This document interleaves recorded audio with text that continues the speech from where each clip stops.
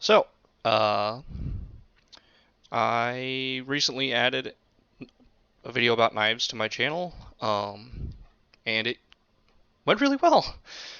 So, I want to continue sharing my hobby and pain in the ass knives to maintain, and I wanted to go to this. So this is a Spyderco Smock. This is not one of the fancy ones. This is just a regular S30V, but this has a couple of difficult points and actually really awesome points that I want to go through.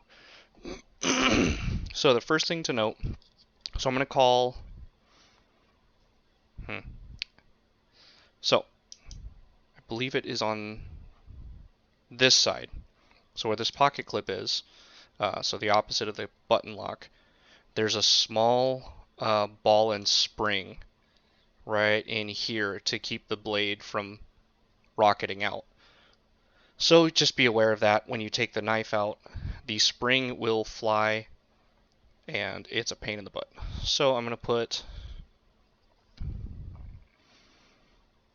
pretty much going to keep it like this. So all this stuff where the button lock is going to be on this side, and all the stuff that's not about the button on the non-button lock side. So this guy on this side. Actually, speaking of, I'll pop this pocket clip off. So this is actually usually the second knife I carry. Try to carry two, but since this is one of the few reversible knives that I have, I tend to carry this one quite a bit as a secondary. So yeah, I've been a very weird process recently because kind of in the middle of rebranding my channel. So I'm going to very carefully pull on this guy. So a lot of stuff just happened. So I don't know if you can see, but this guy right here just came out. So this tiny little ball right here. So attached to that is typically a little spring. And this is why you got to take it apart slowly and carefully, because it's a spring. It'll go flying. I mean, there's just no two ways about it. So I got to find out if that spring rocketed off somewhere or if it's where it should be. $5 says it's just gone. So a lot of stuff just fell out. Alright, so it was, yeah, everything's on that side. That is a pain in the butt. So this is a knife. It will poke you. I think the spring is still in there. I'll be damned. So, with that ball, is that right? Good job, fumble fingers. So let's see. This is the compression lock side, so this is going to go over here. Little bearing. Knife blade. I'm going to put this over there for later. So, I think that spring is still in there. Pretty sure, actually, but pretty sure and absolutely sure are not the same thing. So this is not a this isn't like a normal pivot. I say normal, but whatever. So this takes screws on either side, and the side with the compression lock has the flat on it. And that is something that this is the second recording. I actually just figured out about this knife that almost everything in here is indexed with those flats. And so as I go through, I'll kind of show you where they are and what they look like, hopefully, if I can get the camera to focus, so that it'll, like I said, hopefully make it a little easier on you to manage that. But yeah, I'm going to stand up and try to show this to you because they're just itsy bitsy tiny. So yeah, that's the spring and the ball bearing on the tip of a T6, I want to say. So absolutely minuscule, giant pain in the butt. Alright, so to get back into it.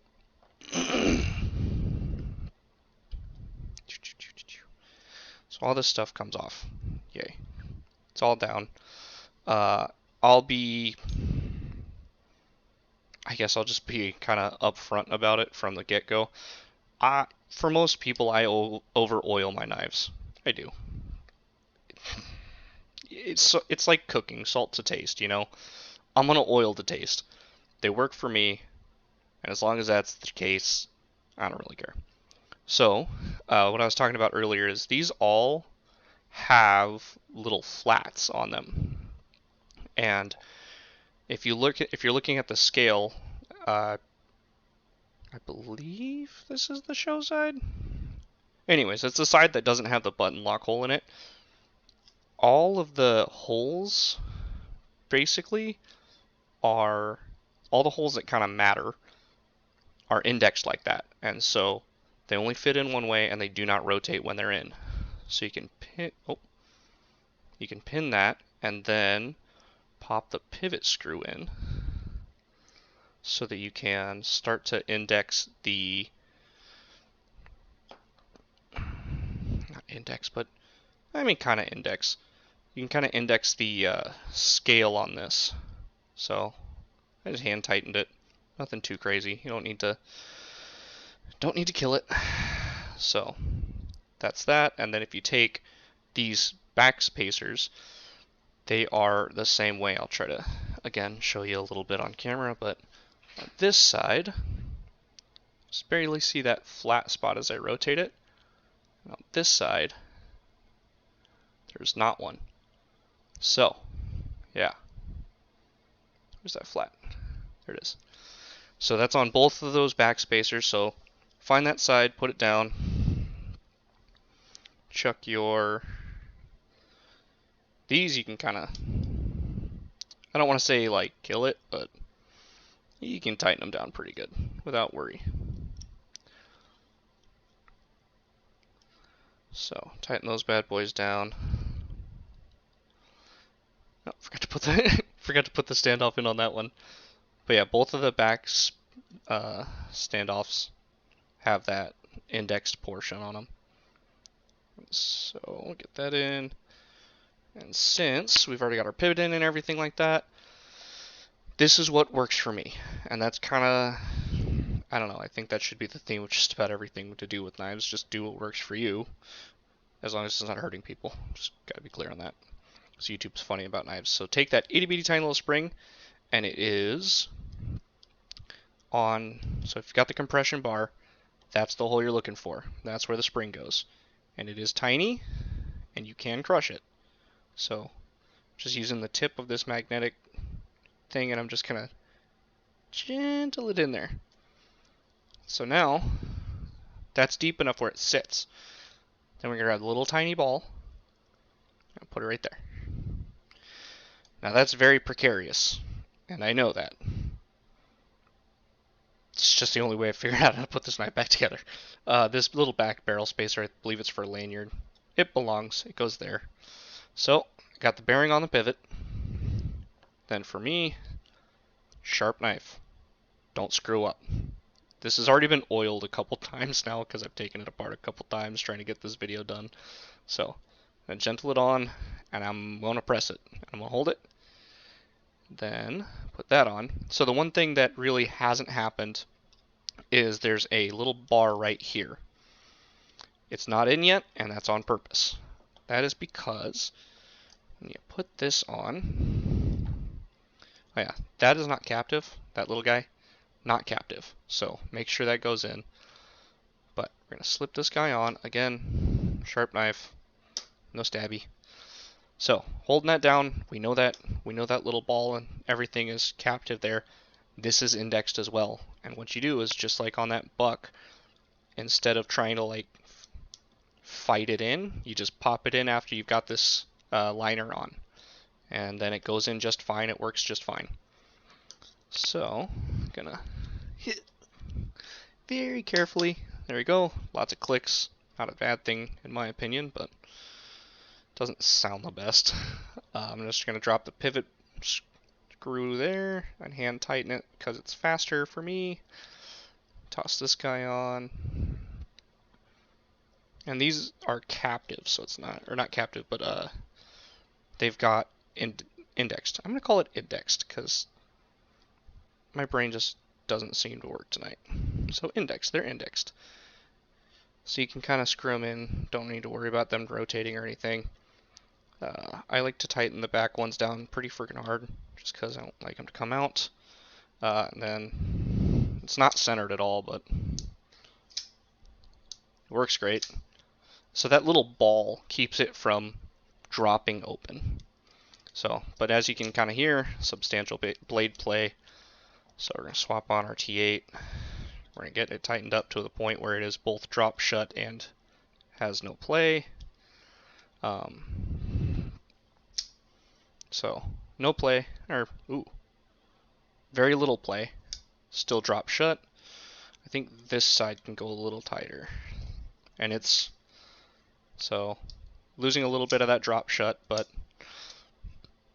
that's okay. Blade centering is probably off because, I mean, I couldn't find the center of something with a center line, so it's one of my many curses. Let's see, am I going to carry this? Yeah, I am probably going to carry this left side next, so I'm going to put the pocket clip on this side. So it's just something I do personally, and everyone's got their own deal. So do it if you want, don't do it if you don't want. I don't really care. I typically carry 2 knives. I try to carry one that is unobtrusive, smaller, innocuous, and then I usually try to carry something fun, because you never know who's going to appreciate knives. So you don't really want to just assume that, oh, you know, I can hand everybody, you know, I can hand everybody, hold on, I'm going to get an example. It's like, okay. So if someone asks me to cut something, or asks me if I've got a knife to cut something, if I pull out this guy, the Spartan Harsey Plague Doctor, they might be like, oh, that looks really nice, but why do you need a big-ass knife? And I don't really need it. However, if I pull out like this little S30V Elementum, you know, they're not going to be that bothered by it. They're like, oh, it's, you know, it might deploy a little fast, but it's not going to be a big deal. By the way, S30V S30V Elementum is amazing. And I love this knife. This is Plague Doctor. But yeah, so it's just something that I do. I'm around people that can be sensitive about tools, so I try to respect that because I have the options to respect it. Nothing against this knife. This is an awesome knife. This, however, yeah, I think you can understand. So, I have some ideas on this guy. No, I don't really... Everybody knows about the S30V Elementum in the knife world. If you do want to see something on it, I'm happy to do it. What I am thinking about doing, though, is running a little experiment. So, just to kind of end out the discussion, I have this guy. This is the Isham Blade Works Black Star. And so, what I'm thinking about doing, so this is a double detent flipper. It's a non-locking knife, so there's no lock mechanism on it, like the Harsey or the Elementum or the Smock.